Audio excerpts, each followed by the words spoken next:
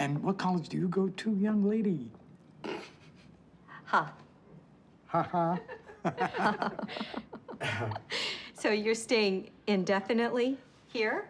Well, I'm a huge fan of this hill. Are you married, Mary?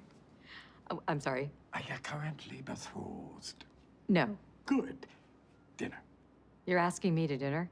Yes, I think so. Jamie, I asked you to dinner, didn't I? Yep. Yeah, you did. Yeah. Proof. I'm sorry, are you on drugs? Currently or in general? Oh, currently. No.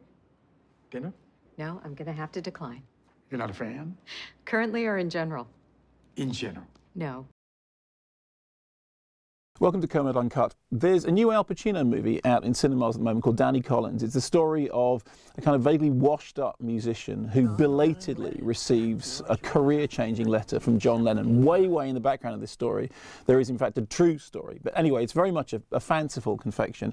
And I rather liked it. It was a very charming performance by Al Pacino, terrific support from Annette Bening and Christopher Plummer. And I enjoyed the movie. But just last week, I did an on-stage interview with Al Pacino at what I always refer to as the Hammersmith Odeon. I think it's now the Hammersmith Apollo or something else, but it's a huge, great big venue. And I remember going there as a kid to see Dr. Feelgood. And I was on stage with Al Pacino for a couple of hours. And it was an extraordinary experience for two reasons. One of them was that Al Pacino walked out on stage like a rock star. He literally walked out, the whole crowd went mad, people shouting, hoo-ha, people shouting, say hello to my little friend. About 5 minutes of people just shouting lines at Al Pacino and him firing back at them and, you know, enjoying the line, like turning on the charm. But the second thing was, he doesn't like to prepare any of these talks beforehand. The instructions are basically, well, Al will talk about whatever he wants to talk about. We have 20 clips that we can choose from. He may refer to any of them at any time. So I was going back through his back catalogue, and it's extraordinary. I mean, you look at so many great films, all the Godfather movies, and of course Scarface, Dog Day Afternoon,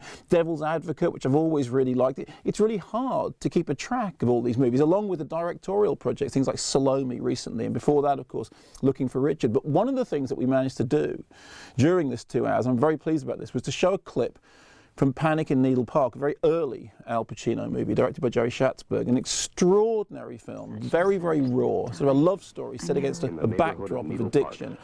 And the movie is a terrific piece of work. It has a kind of verite quality to it, absence of music, everything looks like it's a documentary, like it's real.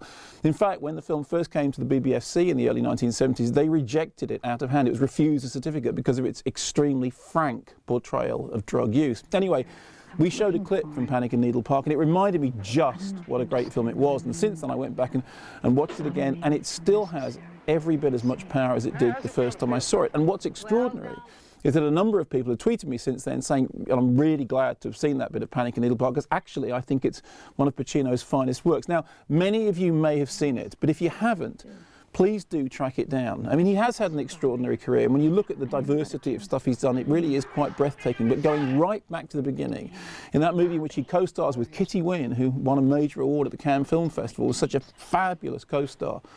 Panic in Needle Park still looks as edgy and as dangerous as it did when it first came out in the early 1970s. For me, I think it may even be his finest work.